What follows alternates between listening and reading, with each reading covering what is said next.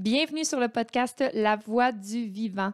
Aujourd'hui, je vous partage les 4 piliers fondamentaux de la vitalité. Et oui, je vous invite à venir découvrir comment la respiration, l'alimentation, la digestion-élimination ainsi que le sommeil ont un impact fondamental sur la solidité de notre vitalité. J'en profite également pour vous inviter personnellement à venir rejoindre notre communauté exclusive sur Facebook sous la forme d'un groupe Facebook qui s'appelle évidemment La Voix du Vivant. Je vous invite également, si ça vous intéresse de travailler avec moi, de travailler en collaboration pour accroître votre vitalité, eh bien, j'y dépose un court questionnaire sur votre mode de vie. Je dépose ça dans les notes du podcast. Vous avez tout simplement à répondre au questionnaire et j'entrerai en contact avec vous dans un délai de 48 heures, heure ouvrable. Mon nom est Pénélope et je vous invite à reconnecter avec la voix du vivant qui vous habite, à activer le plein potentiel que vous détenez déjà et surtout à faire danser toutes vos cellules en écoutant ce qui suit.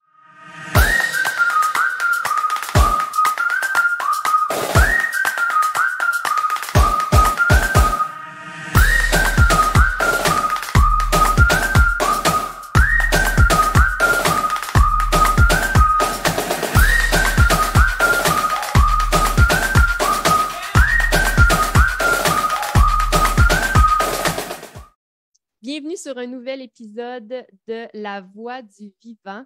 Aujourd'hui, on va aborder le sujet des 4 piliers fondamentaux de la vitalité.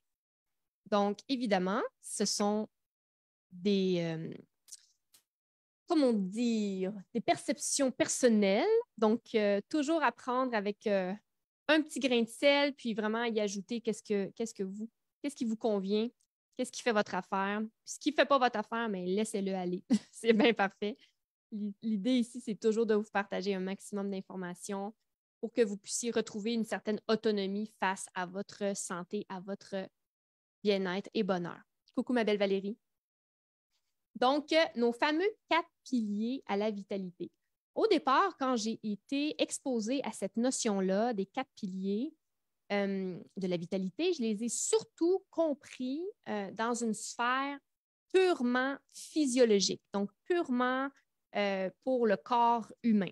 Et puis, plus les années ont avancé, plus j'ai fait des corrélations avec, oui, le corps humain, bien sûr, vous allez voir, je vais vous expliquer ça dans quelques instants, mais également avec tout l'aspect énergétique, l'aspect état d'esprit également, hein, parce que nous, les humains, sommes un bel être coloré et complet. Pour ne pas dire, nous ne sommes pas compliqués, mais nous sommes complexes. Me voilà. Donc, la façon que j'aime beaucoup l'expliquer pour les 4 piliers fondamentaux de la vitalité, c'est de faire l'analogie avec un petit bébé qui entre dans ce monde. Donc, la naissance d'un bébé. J'aime beaucoup l'expliquer comme ça parce que ça vous donne des images. Puis en tout cas, moi, c'est concret dans ma tête, donc j'espère que ça va l'être pour vous aussi. Donc, quand un petit bébé naît, la première chose qu'il fait, c'est quoi? C'est qu'il va respirer. Donc, la respiration. Ensuite de ça, pas longtemps après, il va chercher le sein de sa mère. Donc, il va s'alimenter. Donc, l'alimentation. Par après, une fois s'être alimenté, évidemment, il va avoir un processus de digestion et d'élimination, qui est mon fameux 3e pilier. Et bien, après avoir bien mangé, bien bu, le petit bébé va tomber endormi, donc le sommeil. Donc, la respiration, l'alimentation, digestion, élimination et le sommeil, la régénération, la récupération sont mes 4 piliers fondamentaux de la vitalité, selon moi. Et à travers les années, plus j'ai approfondi mes connaissances sur ces 4 piliers-là, plus je me suis vue transformée, plus je suis arrivée à aller à des niveaux supérieurs au niveau de ma vitalité. Mais au départ, je le voyais juste ça comme bon, respirer, respirer, inspire, expire, inspire, expire. Après ça, l'alimentation. Bon, qu'est-ce que je mets dans mon corps? Digestion, élimination, je digère-tu bien, puis je vais-tu bien à la selle? Sommeil, régénérescence, je dors-tu bien? Tu sais, c'était très, très basic et ça a été parfait parce que ça m'a servi pendant plusieurs années que de penser comme ça. Mais justement, avec l'évolution, le chemin que je marche à tous les jours vers ma vitalité, eh bien, il y a des petites corrélations avec un autre spectre plus énergétique et état d'esprit là, que je vais vous expliquer aujourd'hui. Donc, on va commencer ça avec le premier pilier. Donc, souvenez-vous toujours, votre petit bébé à la naissance, qu'est-ce qu'il fait? Il respire. Donc, la respiration. J'ai envie de vous demander combien de fois par jour est-ce que vous vous rendez compte que vous respirez? Est-ce que vous respirez parfois en pleine conscience? Ou est-ce que justement, c'est tout simplement un réflexe du corps, hein, pour rester en vie, bien sûr, que de respirer? Donc, quand j'ai compris que la respiration, c'était, à mes yeux, le premier pilier fondamental de la vitalité, je me disais, waouh, mais à quel point est-ce qu'on ne m'a jamais enseigné ça? Plus de 20 fois, Isabelle, que tu me dis que tu es consciente de ta respiration par jour, mais bravo, tu aurais tellement à nous enseigner. Ça serait le fun qu'on fasse un live ensemble, toi et moi, si jamais ça t'intéresse. Tu pourrais venir nous enseigner ça. Donc, je me suis rendu compte que non, je ne me rendais pas, je n'avais pas conscience que je respirais. Je veux dire, oui, là, franchement. Mais respirer en conscience, en pleine conscience et savourer ce que ça m'apportait comme bienfait, comme bien-être, j'ai découvert ça là, vraiment récemment, là, comme sans exagérer, dans les 3, 4 dernières années. Ça veut dire qu'il y a au-dessus de 30 ans là, que j'ai respiré inconsciemment. C'est beaucoup, ça. Isabelle, tu me dis absolument avec honneur, mais honneur partagé, privilège partagé, on fera ça, on s'écrira en privé, puis on organisera ça.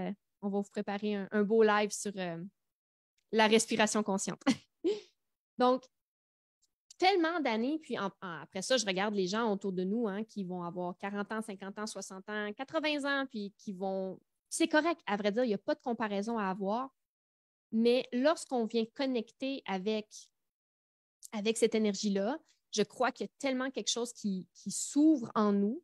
Et là, bon, ben, Isabelle pourra nous en parler davantage, mais moi, tu sais, de ce que j'ai pu vraiment en constater, évidemment que physiologiquement, la respiration, c'est quoi? C'est de venir amener, oui, de l'oxygène à nos cellules. Ça, là, c'est purement physiologique et c'est donc important. Mais l'aspect plus holistique, plus pleine conscience que je veux vous faire prendre, c'est lorsqu'on connecte avec notre souffle, que j'aime beaucoup appeler le souffle de la vie, hein, c'est qu'on se reconnecte à soi-même. C'est seulement à ce moment-là, ou en tout cas, un des seuls moments où est-ce qu'on est pleinement dans le moment présent, sans avoir nécessairement des skills de méditation puis tout ça. Quand on prend le temps de se poser, même si on est au bureau, même si on est dans le métro, même si on est en train de faire du sport, et puis qu'on se concentre à ramener l'attention sur notre respiration. Donc, inspirer longuement, expirer longuement, et qu'on essaie le plus possible de laisser passer les pensées qui nous traversent sans les juger, sans nécessairement porter une attention particulière dessus, mais seulement les laisser nous traverser et qu'on se reconnecte au souffle et on est capable de créer un espèce de vide à l'intérieur de nous. Donc, taire le brouhaha, comme j'aime le dire. Et puis ça, mais ça va venir nous reconnecter au fameux moment présent. Donc, de se déconnecter justement de tout ce qui est purement de l'autopilote, des automatismes, où est-ce qu'on se sent vraiment qu'on c'est une tâche après l'autre, c'est un événement après l'autre, c'est notre journée passe tellement vite. Combien de fois que je l'entends, cette phrase-là? Oh my God, la vie va tellement vite. Hey, on est déjà rendu au mois de juin. Hey, on est déjà rendu. Tu sais, c'est comme ça va vite, mais plus on cultive le moment présent, d'après moi, plus euh, on adopte un style de vie que j'aime bien appeler le slow living, de vraiment venir savourer ces moments-là à l'intérieur de nous. Donc, oui, la respiration pour tout l'aspect physiologique. Après ça, évidemment, il y a plein de techniques en mon Dieu, pranayama. Je ne sais même plus comment le dire. Pranayama, qui est, dans le fond, comment je pourrais bien expliquer ça? C'est comme une pratique de respiration qu'on va surtout voir en yoga. Donc, évidemment, il y en a vraiment tout plein, là. Ça peut aller avec des temps, etc. Je ne suis pas spécialiste là-dedans, donc je ne vais pas m'avancer, mais j'en fais, moi, du pranayama. Et puis, c'est tellement concentré sur ton souffle, même si, à quelque part, tu n'arrives pas à taire tes pensées, mais tu es tellement concentré sur ton souffle que, malgré toi, tu reviens dans le moment présent. Donc, mon invitation pour vous, c'est d'au moins essayer une fois par jour de prendre consciemment ce temps-là où vous allez mettre en œuvre 5 belles respirations conscientes. Donc, une longue inspiration, une longue expiration, sans aller dans des choses qui sont trop compliquées ou plus structurées. Quand on démarre, je pense que quelque chose qui est très, très, très simple peut être très efficace aussi. Donc, aller chercher vraiment notre bonheur dans la simplicité, mais que d'avoir au moins une fois par jour cette espèce de beau réflexe-là, d'avoir 5 belles respirations conscientes, ça va vraiment nous amener un très grand bien, autant physiologiquement que de notre aspect plus énergétique, moment présent, le côté vraiment slow living. Donc, ça, c'est pour notre premier pilier fondamental à la vitalité, qui est la fameuse respiration. Après ça, notre petit bébé, quand il naît, il respire, il prend sa première bouffée d'oxygène et ensuite de ça, qu'est-ce qu'il fait? C'est qu'il va rapidement vouloir chercher le sein de sa mère. Donc, il va vouloir s'alimenter. Donc, le deuxième pilier fondamental à la vitalité, selon moi, c'est l'alimentation. L'alimentation, évidemment, encore une fois, purement physiologique, bien, c'est les aliments que nous allons mettre dans notre corps. Donc, là, je ne vais pas commencer nécessairement à partager mon opinion là-dessus. Je crois que vous la connaissez très bien. Je vous invite à regarder tous les précédents lives si vous ne les avez pas écoutés jusqu'à présent. Je donne énormément d'informations là-dessus et une ligne directrice quant à ma façon de voir l'alimentation pour la longévité, hein, finalement. Mais ce que j'aurais quand même envie de vous dire par rapport à l'alimentation comme fondement de la vitalité, c'est que l'intelligence universelle nous a vraiment construits d'une façon parfaite, même si j'essaie de ne pas trop utiliser ces mots-là, parfait, là, mais dans ce cas-ci, c'est vraiment parfait. Et puis, le petit clin d'œil que j'aimerais vous dire, c'est que plus vous allez vous alimenter de ce que la nature a prévu pour vous, donc a prévu pour nous, hein, parce que je m'inclus là-dedans, donc plus nous allons nous alimenter de ce que la nature a prévu pour nous, plus nous serons en adéquation avec l'être global et complet que nous sommes. La nature ne se trompe jamais. Vraiment, là, l'intelligence universelle nous a bâti ça d'une perfection dans toute sa lumière, dans tout son amour, alors que de se reconnecter à ça et vraiment de sentir, quand je mange telle chose, comment je me sens vraiment. Pas de vous raconter des histoires, là. Pas de vous raconter, ouais, mais moi, je mange ça depuis que je suis jeune, puis moi, j'ai vu mes parents, ou ben non, moi, c'est avec moi, mais avec mes amis. Non, non, non, non, non, non. Quand vous consommez X, Y, Z, comment vous sentez-vous réellement? Et de revenir à vous dans cette vérité-là, parce que c'est votre vérité. Il n'y a pas personne qui va pouvoir vous dire que ce n'est pas correct ce que vous faites parce que c'est la vôtre. Donc, de se reconnecter à ça va définitivement, en tout cas, vous enligner sur la bonne direction.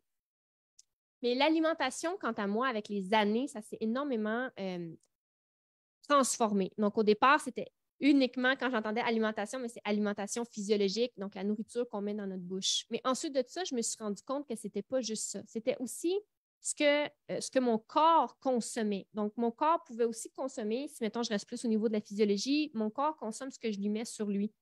Donc, quels sont les produits que je mets sur mon corps? Est-ce que je mets de la crème? Est-ce que je mets du maquillage? C'est quoi le shampoing que j'utilise? C'est quoi le détergent à lessive que j'utilise parce que je mets mes vêtements sur moi? Et puis, une phrase que je dis toujours à mes clientes, c'est est-ce que tu mangerais la crème que tu mets dans ton visage? Puis souvent, 9 fois sur 10, mes clientes vont me faire une phase de comme ben non. Mais je dis, est-ce que tu savais que ta peau absorbe tout ça? Ta peau, c'est comme une bouche, puis ça s'en va tout dans ton corps. Donc, peut-être de revisiter ça et d'aller vers des formules, des produits que tu serais à l'aise de manger. Aussi fou ça puisse paraître, je vous invite à vous poser la question.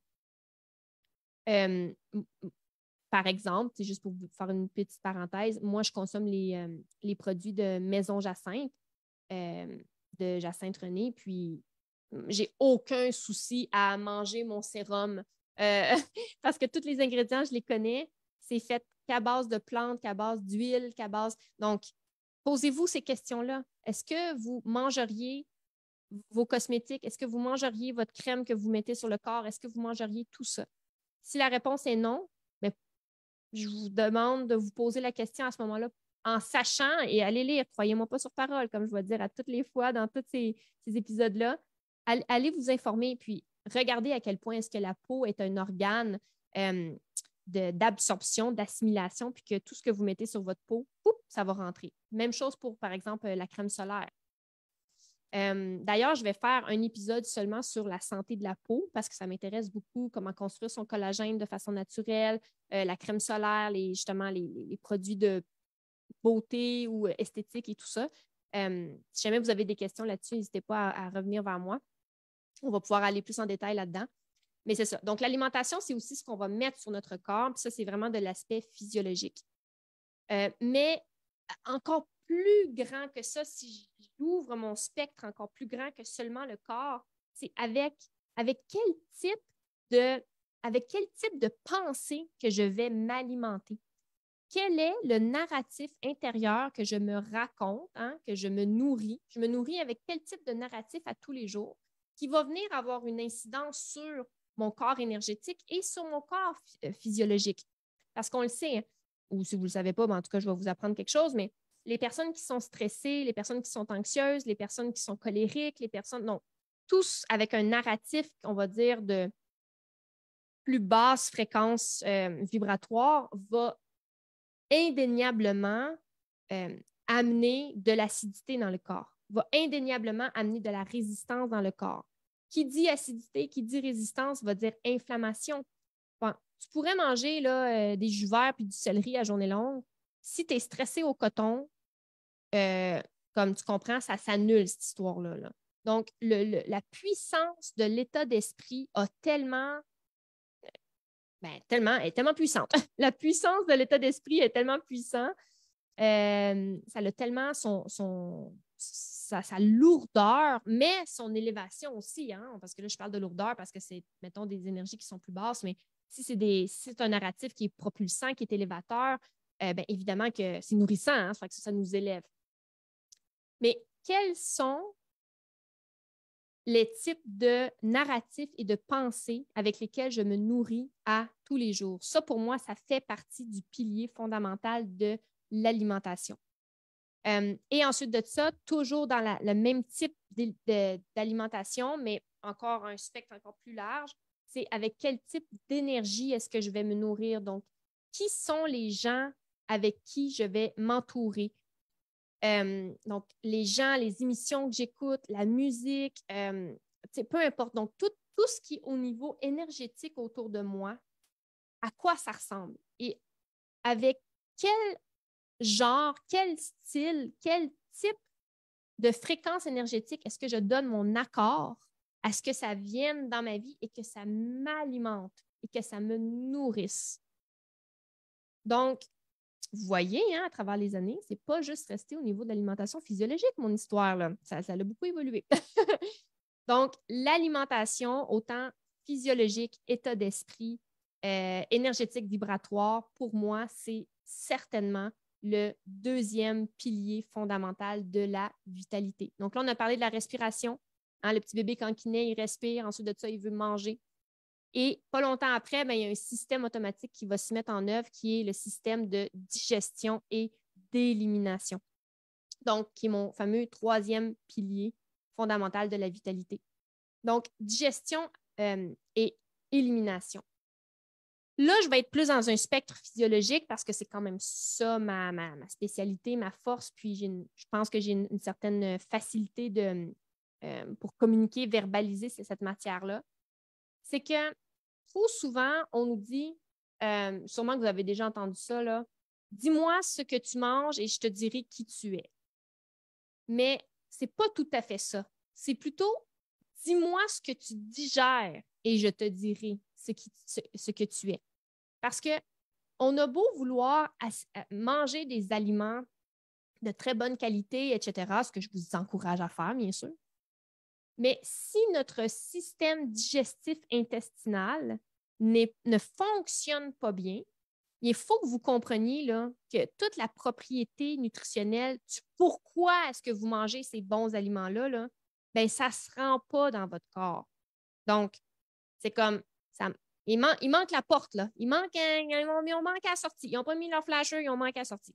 Fait qu'il faut vraiment mettre notre attention sur notre système digestif, intestinal et éliminatoire. Tu sais, les gens, là, mon Dieu, c'est comme tabou là, de parler de caca, puis de.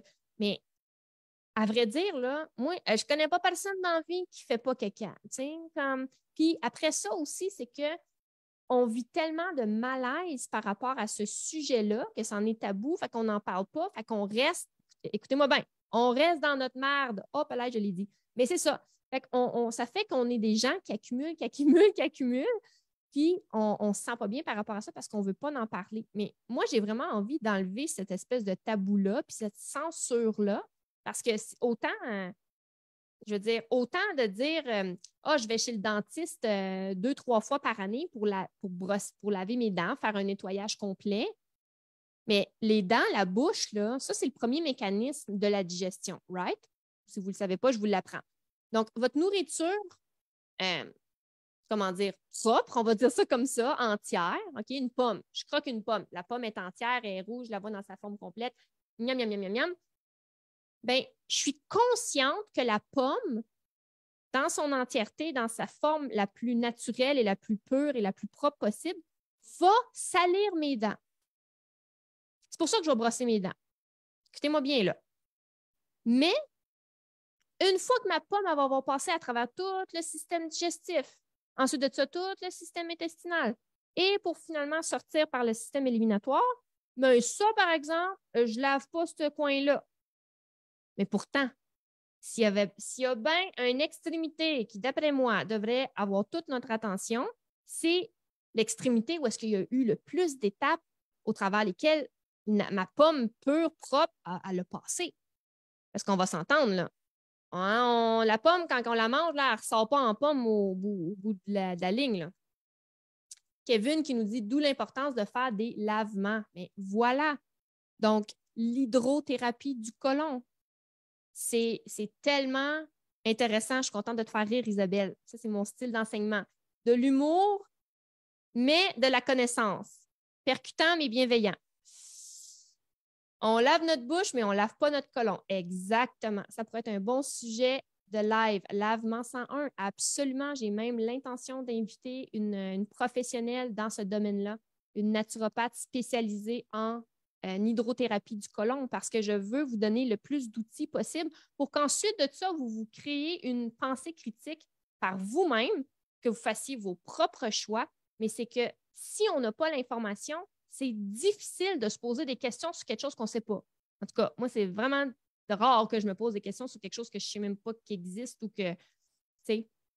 Donc, merci pour vos commentaires, Gal. J'aime ça quand vous interagissez avec moi.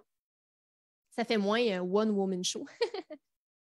Donc, c'est ça. Donc, l'importance de mettre notre attention sur la digestion. Là, j'ai comme plus parlé, tu sais, bon, au niveau du côlon, tout ça, parce que bon, ça sort, on lave nos dents, on ne lave pas notre côlon, mais aussi la digestion, de vraiment venir prêter une attention particulière à l'assimilation et l'absorption des aliments que je vais manger. Donc, si je me sens que je suis toujours fatiguée, si je sens que j'ai des ballonnements, si je sens que si j'ai le témoignage ou j'ai la preuve que mes hormones sont en déséquilibre, si j'ai des maux de tête, si j'ai des boutons, si ma peau n'est pas belle, si j'ai des cernes sous les yeux, si je perds mes cheveux, si name it, là, name it. Moi, je peux te partir un gros parchemin déroulant là, de plein de symptômes comme ça.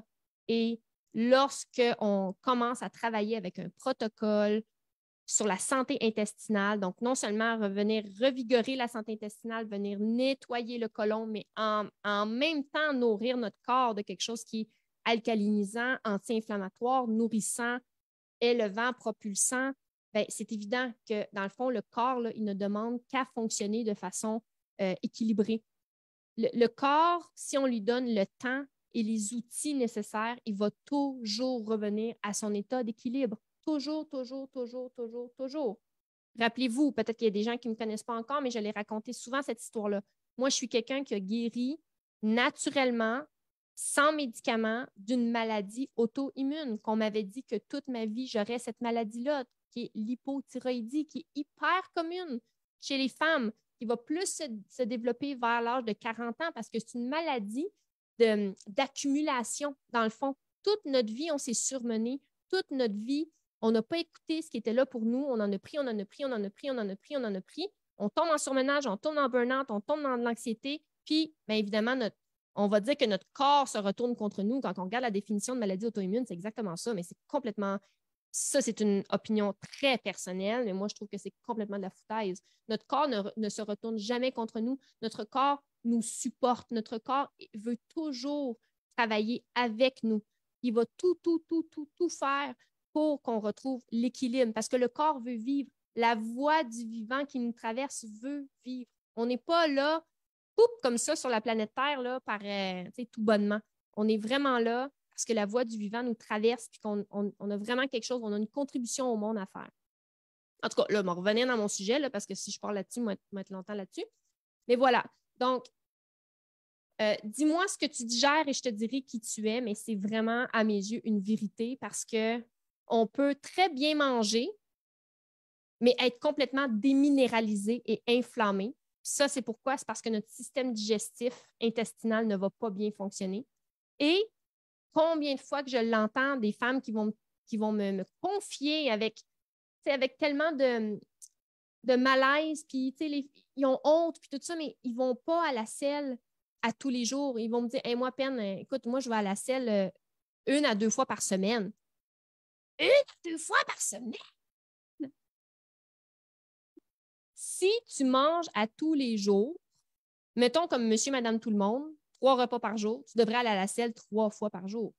Le transit intestinal optimal, donc la durée du transit intestinal optimal est de 18 heures. OK? Donc, ce que tu as mangé, là, 18 heures, devrait être en train de sortir présentement.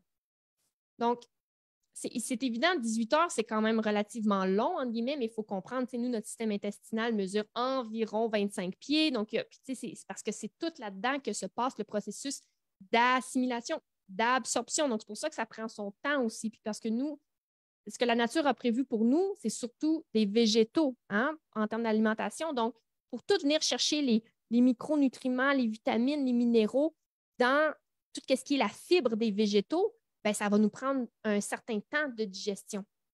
Donc, c'est pour ça que ça prend un certain temps, donc le fameux 18 heures. Mais 18 heures, quand on y pense, si tu as mangé là, 18 heures, tu devrais être en train de sortir ce qui était là 18 heures. Donc, si tu manges 3 fois par jour, tu devrais aller à la selle 3 fois par jour. OK? Donc, si tu ne vas pas à la selle, whatever, au moins 1 fois par jour, là, parce que dépendamment, si tu fais des jeûnes intermittents ou peu importe, j'ai quand même une communauté là, qui vont être assis dans ces eaux-là là, de mouvements un peu plus holistiques, donc le jeûne, aussi les jus fraîchement pressés. C'est sûr que si tu consommes des jus fraîchement pressés, bien évidemment que tu ne vas pas nécessairement aller autant à la selle, malgré que ça va vraiment venir te faire un bon nettoyage, puis ça va pouvoir te permettre de décoller de la plaque mucoïde et tout ça, et tout ce que tu as accumulé pendant des années Parce que si dans ta vie, tu as déjà mangé des céréales, du pain, des beignes, des muffins, des bagels, des pâtes, du riz, si tu as déjà mangé ça dans ta vie, c'est sûr que c'est colmaté dans ton intestin.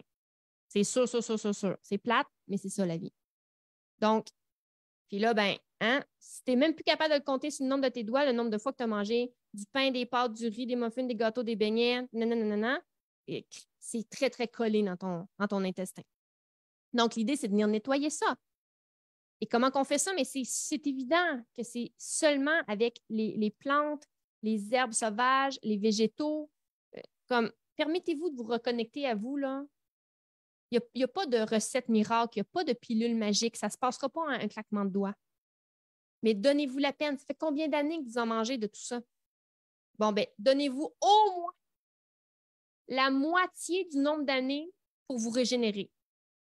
Fait que mettons que pendant 22 ans de ma vie, j'ai mangé du pain, des pâtes, du riz, des beignets, des... Bon, ben 22 ans divisé en 2, ça fait 11.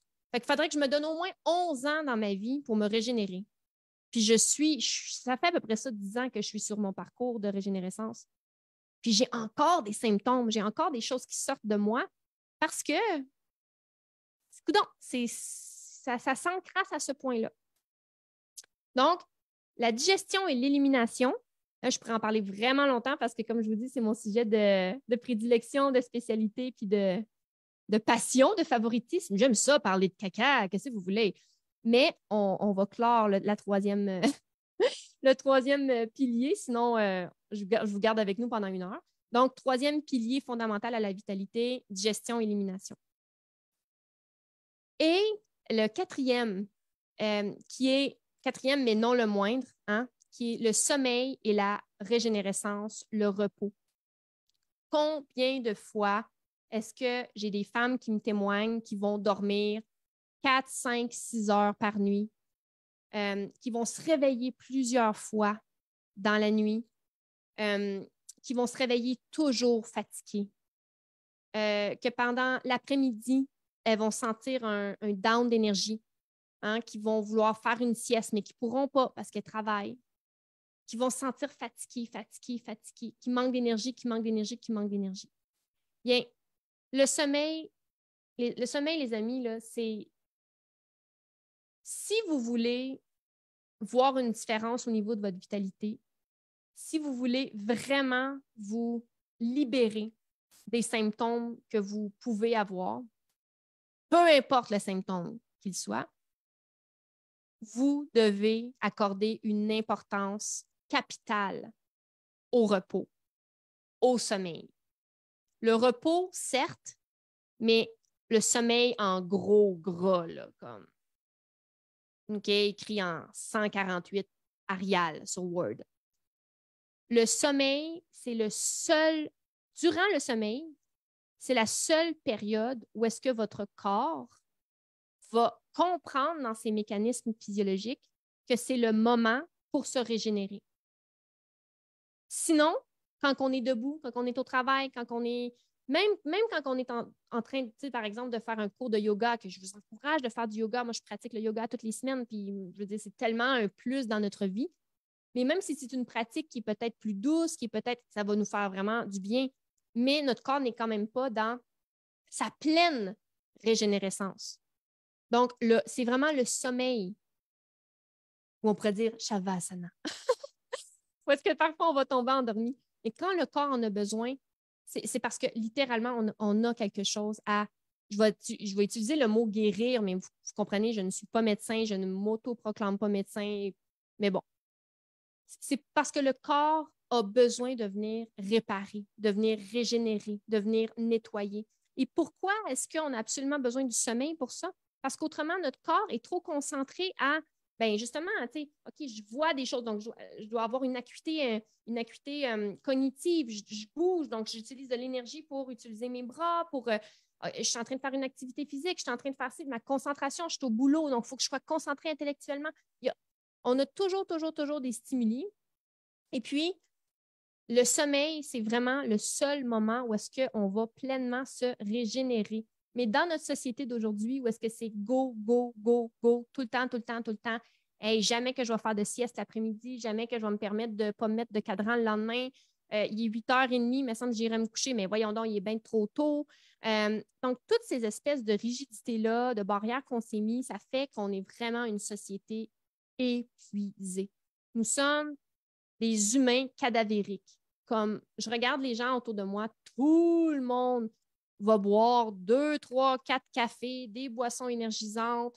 Tout le monde va fumer, bien pas tout le monde, mais vous comprenez là, comment je suis en train de généraliser ça, là, mais fumer la cigarette pour justement que ça l'amène vraiment comme un excitant, mais un apaisement en même temps. Donc, on est toujours dans ces sources de stimulation-là extérieures quand que la clé se retrouve tout simplement dans le sommeil.